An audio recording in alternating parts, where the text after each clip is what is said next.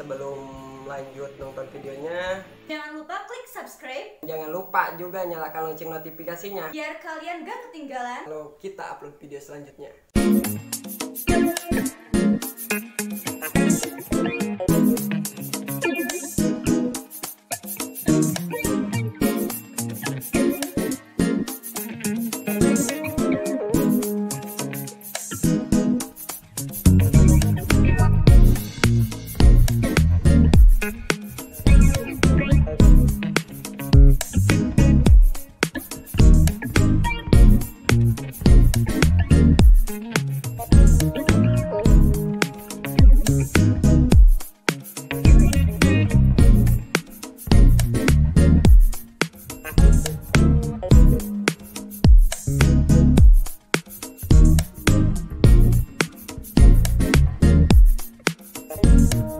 Halo netizen friend, ketemu lagi dengan gue Denda di konten Kota Komentar Berita. Jadi di video kali ini seperti biasa gue akan bacakan berita-berita terhangat, terupdate, terpopuler sepanjang 1 minggu belakangan ini. Jadi langsung aja lah, tanpa basa-basi, kita langsung aja baca berita pertama. Oke, tanpa lama-lama lagi langsung saja kita bacakan berita pertama. Ini ada dilansir dari pikiranrakyatdepok.com. Beberapa hari ini emang banyak kasus-kasus yang viral, salah satunya mobil TNI Angkatan Darat dipakai oleh warga sipil. Ya, ini ada beritanya, kita langsung aja bacakan beritanya. Viral, mobil dinas TNI Angkatan Darat digunakan warga sipil, Puspomad gerak cepat panggil purnawirawan. Belum lama ini masyarakat dihebohkan dengan beredarnya video yang merekam seorang warga sipil tampak mengendarai mobil dinas milik Tentara Nasional Indonesia Angkatan Darat. Di media sosial, dalam rekaman video berdurasi 2 menit itu memperlihatkan sebuah mobil berwarna hijau dengan plat nomor kendaraan milik TNI Angkatan Darat terparkir di salah satu rumah makan. Terkait hal tersebut, Pusat Polisi Militer atau PM TNI Angkatan Darat melalui Komandan Puspomad Letjen TNI Dodik Wijanarko turut angkat bicara dalam keterangan tertulisnya. Dikutip pikiranrakyat.com, pikiranrakyatdepok.com maksudnya. Dari antara Dodik Wijanarko mengatakan akan memanggil Kolonel CPM Purnawirawan Bagus Heru Sucahyo terkait warga sipil menggunakan mobil dinas TNI jenis Toyota Fortuner dengan nomor registrasi 3688-34 tersebut. Adapun alasan pemanggilan Bagus Heru itu disebut Dodik Wijanarko guna dimintai keterangan dengan menyertakan kelengkapan surat kendaraan yang bersangkutan akan hadir pada hari Senin 5 Oktober 2020 untuk dimintai keterangan serta memperlihatkan kelengkapan surat-surat kendaraan berupa BPKB dan STNK, kata Dodik Wijanarko. Lebih lanjut, Dodik Wijanarko membenarkan bahwa nomor kendaraan tersebut merupakan nomor registrasi yang dimiliki Puspomad.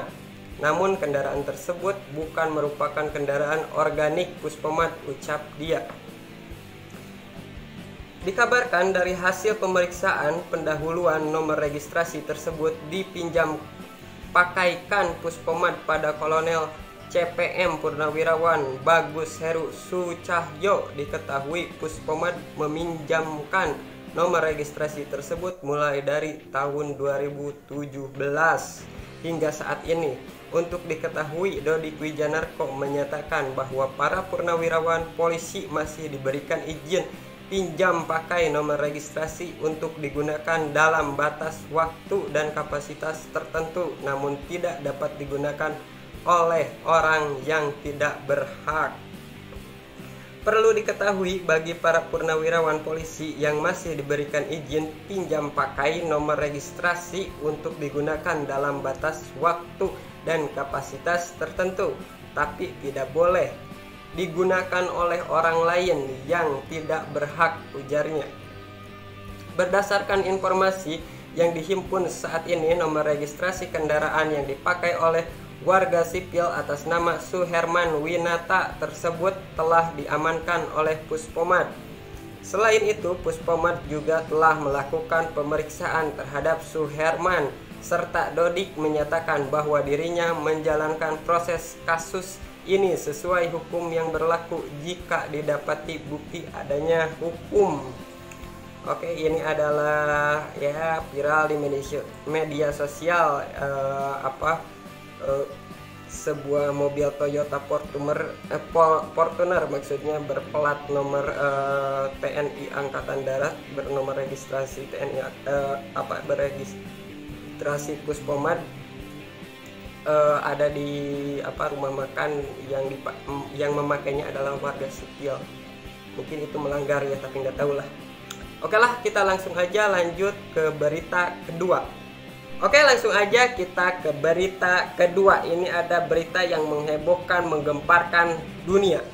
Karena Presiden Amerika Donald Trump yang sebelumnya tidak percaya COVID-19 itu ada, karena katanya COVID-19 itu adalah suatu konspirasi, tapi ternyata dia sekarang positif corona. Presiden Donald Trump diberi obat Regencov-2. Apa itu?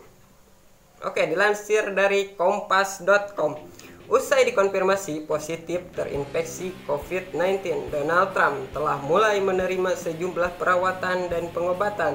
Upaya-upaya tersebut segera dilakukan untuk mencegah potensi memburuknya kondisi Presiden Amerika Serikat tersebut. Berbagai pengobatan dan perawatan termasuk yang belum dapat dipastikan mampu menyembuhkan COVID-19 pun diberikan kepada Trump. Lantaran apa saja perawatan dan pengobatan yang telah ia terima sejauh ini?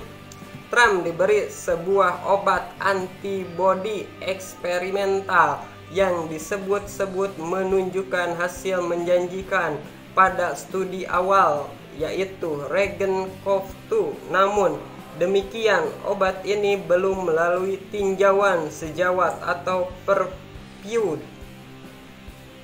Melansir The Guardian pada hari Jumat tanggal 2 Oktober 2020, pengobatan ini dikembangkan oleh Regeneron Pharmaceutical yang sebelumnya mengembangkan obat antibodi sejenis terhadap virus Ebola. Meskipun obat-obat itu belum terbukti secara pasti pada melawan virus corona, para peneliti sedang mempelajari sebagai kemungkinan pengobatan.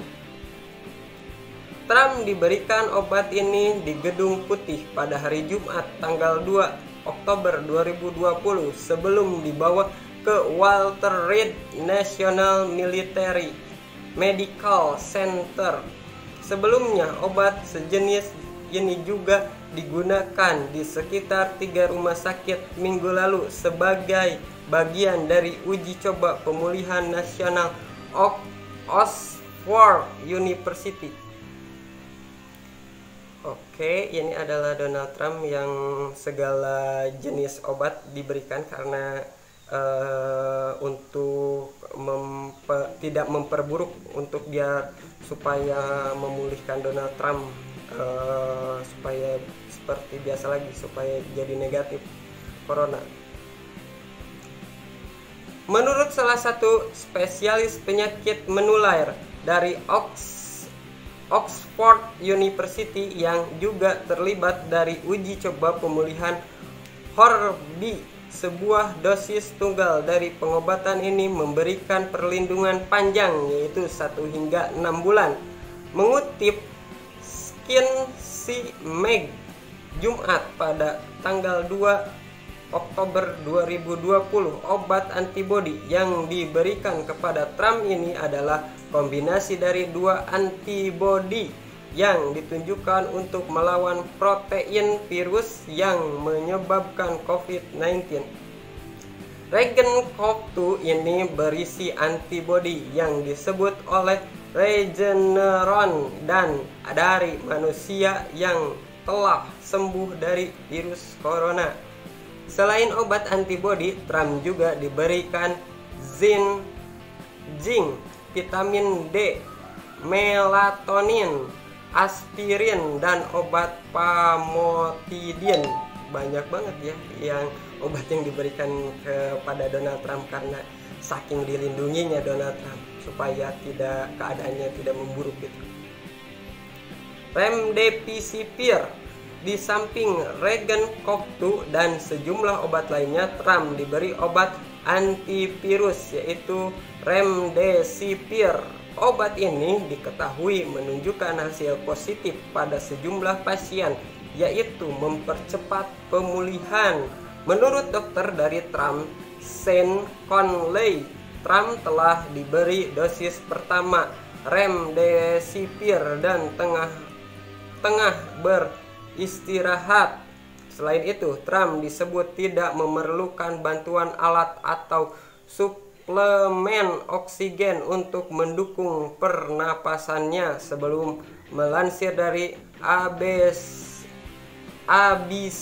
Sabtu 3 Oktober 2020, pada Mei lalu BPOM AS menyetujui penggunaan darurat remdesivir untuk mengobati COVID-19.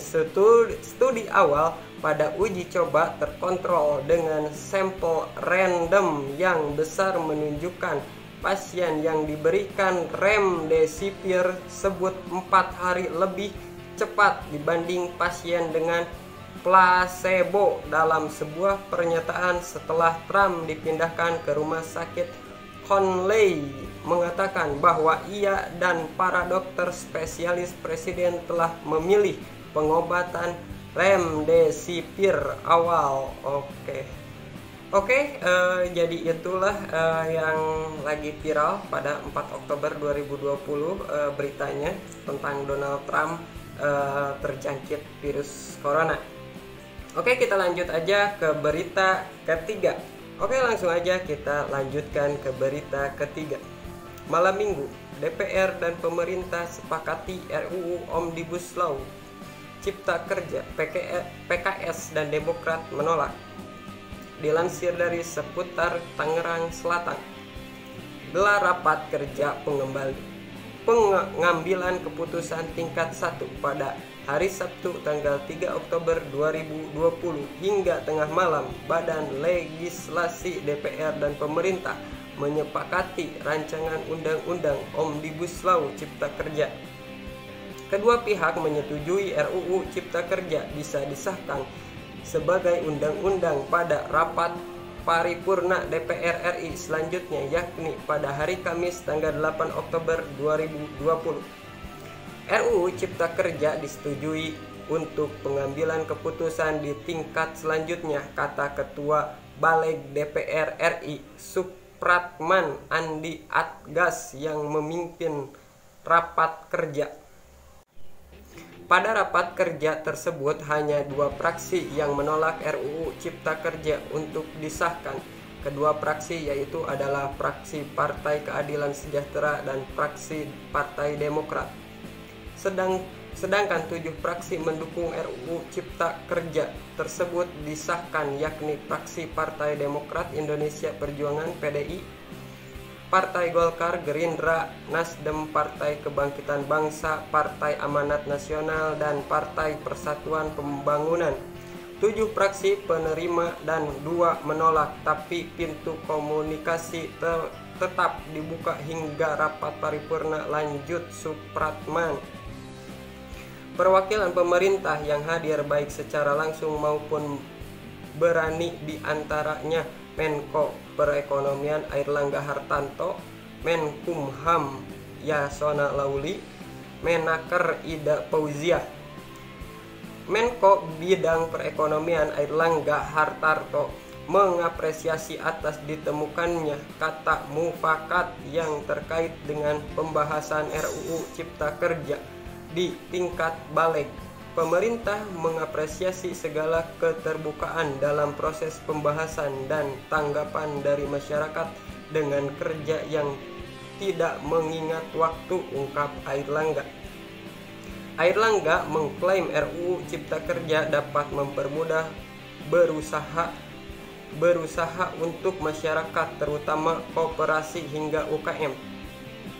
UKM mendapatkan kemudahan termasuk perusahaan terbuka perorangan, yaitu dengan pendaftaran dan biaya kecil. Koperasi juga dipermudah, sertifikat halal dipermudah melalui pengurusan tinggi dan ormas Islam dengan fatwa MUI tutupnya.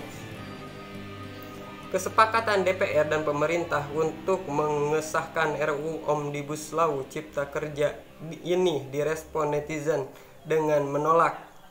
Hal ini terlihat dari tagar jegal sampai gagal yang menjadi trending topik sejak Sabtu malam hingga pada Minggu pagi.